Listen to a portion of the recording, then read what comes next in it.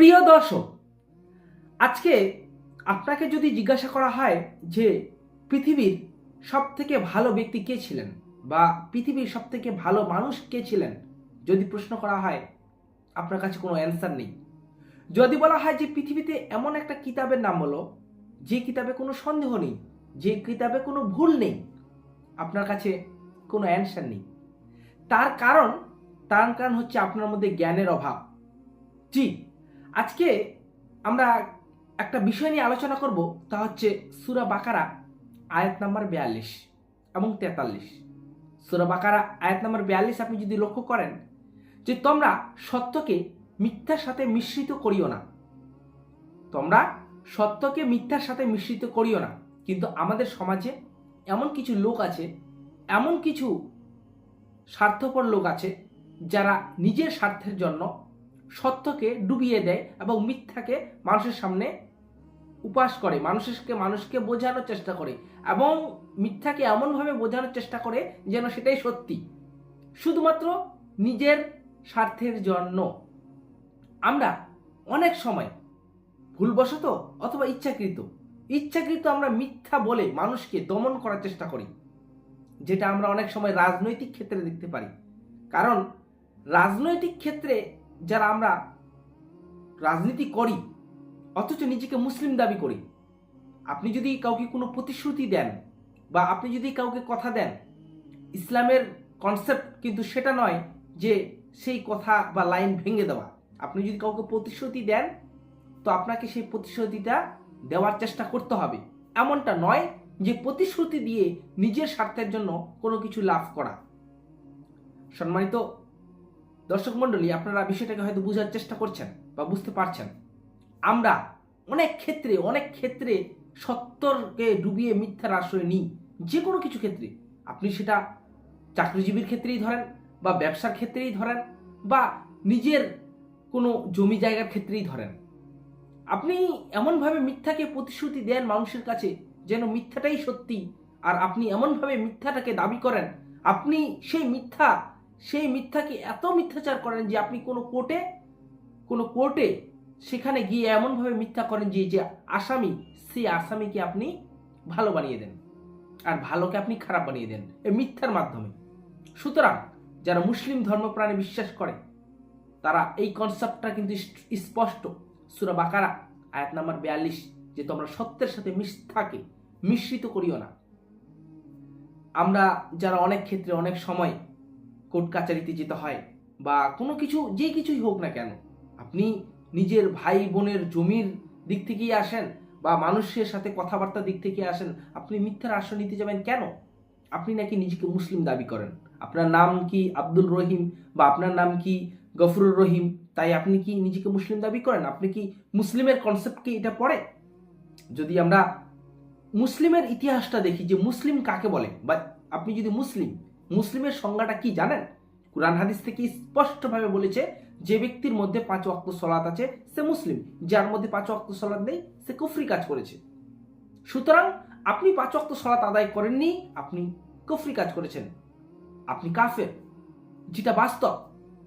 আমরা এই কথা থেকে ডিনাই করতে পারি না। সুতরাং আপনি সত্যের সাথে মিথ্যাকে মিশ্রিত করে আপনি নিজের স্বার্থের জন্য মানুষের কাছে মিথ্যাকে উপহার দেন, এর আপনাকে হিসাব পরিপূর্ণভাবে বুঝিয়ে দিতে হবে। হয় আপনাকে জমিনের উপর বুঝিয়ে দিতে হবে, নচেত আপনাকে জমিনের নিচে বুঝিয়ে দিতে হবে। আমরা এর সাথে সাথে আলোচনা করব যে 43 নম্বর আয়াত, সূরা বাকারার 43 নম্বর আয়াত বলছে যে তোমরা যথাযথভাবে নামাজ পড়ো ও যাকাত দাও, সৎ কাজের নির্দেশ দাও।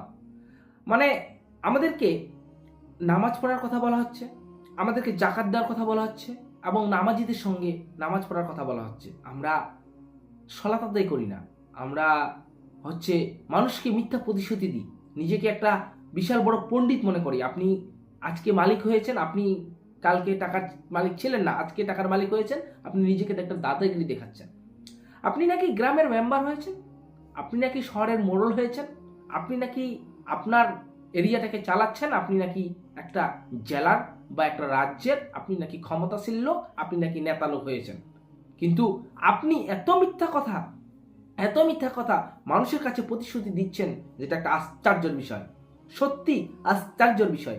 আপনি মানুষকে মিথ্যা প্রতিশ্রুতি দিচ্ছেন, আপনি মানুষকে মিথ্যা প্রতিশ্রুতি দিয়ে মানুষের কাছে ভোট আদায় গ্রহণ করছেন, যেটা সত্যি ইসলামের কনসেপ্টের বিরোধী, অথচ নিজেকে মুসলিম দাবি করেন। আপনি কেন অন্যজনের নীতি নিজের নীতিতে গ্রহণ করবেন? আপনি যদি সত্যি রাজনীতি করতে চান তো কোরআনটাকে একবার পড়বেন।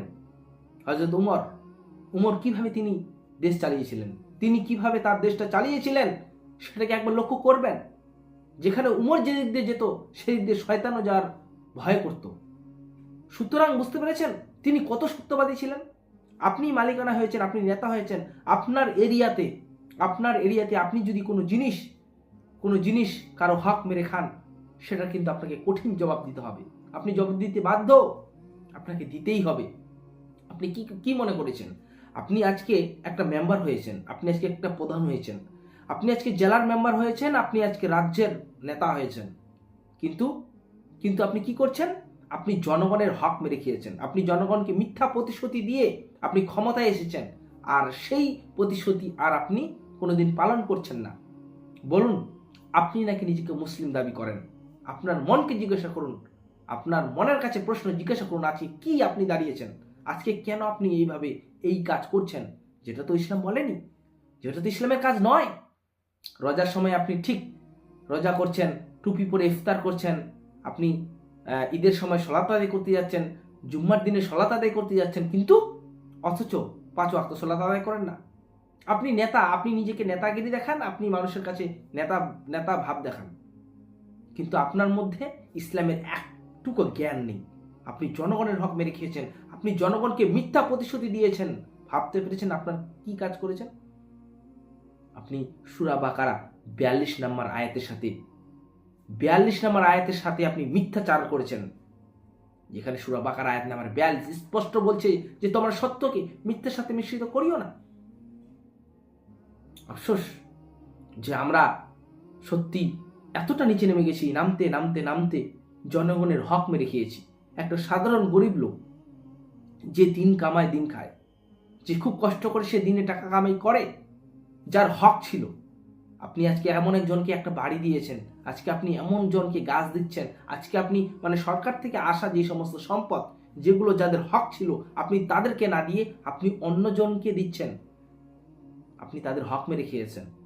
আপনি কি করে একটা ঘর, সরকার থেকে যদি একটা ঘর আসে, আপনি কি করে অন্যজনের কাছ থেকে সুদ বা ঘুষ নিয়ে সেই ঘরটা গরিবের একটা হক মেরে আপনি অন্যজনকে দিচ্ছেন? এই সাহস আপনার কি করে হতে পারে? আবার আপনি কাবা ঘরে গিয়ে দোয়া করছেন যে আল্লাহ আমাকে জান্নাত দিন, আমার ভুল হয়ে গেছে।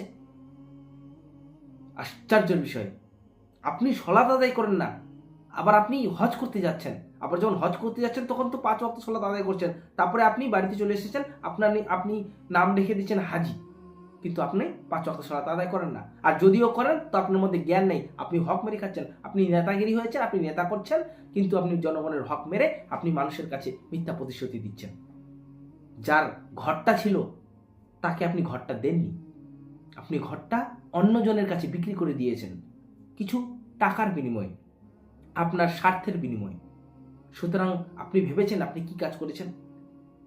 আপনি কাবা ঘরে গিয়ে আপনি যদি কাবা ঘরে আজীবন দোয়া করেন, আপনার দোয়া কবুল হবে না, কোনো মতেই হবে না। যদি হয়ে যায় তাহলে কুরআন হাদিস পাল্টে যাবে, আমাদের নবীকে এসে আবার বলতে হবে যে হ্যাঁ আমি ভুল বলেছি, আমাদের নবীকে এসে আমাদের বাস্তব দুনিয়ায় আবার এসে বলে যেতে হবে না, যারা জনগণের হক মেরে নিয়েছে তারা যদি দোয়া করে মাফ হয়ে যাবে না। আপনি যার জনগণের হক মেরেছেন আপনি তার কাছে যান, আপনি তার কাছে গিয়ে এই হকটাকে আদায় করেন। আপনি কি করে একটা গরিবের পেটে লাথি মারতে পারেন? আপনি কি করে একটা গরিবের পেটে লাথি মারতে পারেন? আপনার এত বড় সাহস কি করে হয়? আপনি আজকে 2 টাকার মালিক হয়েছেন, আপনি নিজেকে বিশাল বড় পণ্ডিত মনে করেছেন। আজকে মালিক কালকে মালিক থাকবেন না, আজকে নেতা কালকে নেতা থাকবেন না, আজকে মেম্বার কালকে মেম্বার থাকবেন না, আজকে প্রধান কালকে প্রধান থাকবেন না। সেদিন কি জবাব দিবেন? আর ইন্তেকাল কিন্তু হবেই একদিন না একদিন। এই পৃথিবীতে যখন এসেছি, দুনিয়াতে যখন এসেছি, কেউ চিরকালের জন্য থাকেনি। ফেরাউন নিজেকে আল্লাহ দাবি করেছিল, নিজেকে একটা সৃষ্টিকর্তা মনে করেছিল, কিন্তু তার ইন্তেকাল হয়েছে, সে আজ নেই দুনিয়াতে। কত বড় বড় মহাপণ্ডিত, কত বড় বড় বিশাল নেতা, কত বড় বড় মিথ্যাচার লোক, কত বড় বড় মানে টাকাওয়ালা লোক, কত সুন্দরী মহিলা আজ নেই, আজ তারা দুনিয়াতে নেই। তো আপনি কিসের ক্ষমতা দেখাচ্ছেন? আপনার ক্ষমতা একটুকু চলবে না। আপনি সূরা বাকারা আয়াত নাম্বার 42-এর সাথে মিথ্যাচার করেছেন। আপনি মিথ্যকে মিশ্রিত করে মিথ্যাকে আপনি মানুষের কাছে প্রতিশ্রুতি দিয়ে নিজের স্বার্থের জন্য আপনি আজকে এই কাজ করেছেন। তার সাথে সাথে 43 নম্বর আয়াত বললাম যে তোমরা নামাজ আদায় করো, তোমরা জাকাত দাও, যারা মুসলিম তাদের কাছে এটা ফরজ। তারা নামাজটাকে ফরজই মনে করে না, তারা নামাজ তখন ফরজ মনে করে ঈদের দিন, ঈদুল জোহার দিন, জুম্মার দিন, মানে শুক্রবার দিন। তারা সেই দিনে মনে করে যে সেই দিনই হয়তো নামাজটা ফরজ, আর বাকি 5 দিন মনে হচ্ছে যে নামাজটা ফরজ নয়। তারা এটাই হয়তো মনে করে, নচেত তারা নামাজ পড়ে না কেন, আবার নিজেকে নেতা দাবি করে। আশা করি সম্মানিত দিনী ভাই বোন বুঝতে পেরেছেন, যারা মুসলিম কনসেপ্টে বিশ্বাস করেন, যারা সত্যিকারী ইসলাম প্রাণে বিশ্বাসী, যারা সত্যিকারী মনে করেন যে আল্লাহ একজন, আমাদের নবী হযরত মুহাম্মদ সাল্লাল্লাহু আলাইহি ওয়াসাল্লাম তিনি আমাদের নবী, তিনি যেরকম উপদেশ দিয়েছেন সেইভাবেই চলতে হবে যদি মনে করেন, তাহলে ইসলামের গণ্ডির মধ্যে থেকে ইসলামের বাইরে যেতে পারেন না। আর যদি যান তাহলে মনে করবেন যে আপনার কাছে ঈমান বেচে দিয়েছেন, আপনি জান্নাতে যাওয়ার জন্য উপযুক্ত নয়। আর এটা মনে করেন যদি আপনি জনগণের হক মেরে আপনি পরে দোয়া করে জান্নাত চলে যাবেন, সম্পূর্ণটা আপনার ভুল ধারণা। আশা করি আপনারা বুঝতে পেরেছেন। আসসালামু আলাইকুম ওয়া রাহমাতুল্লাহি ওয়া বারাকাতুহু।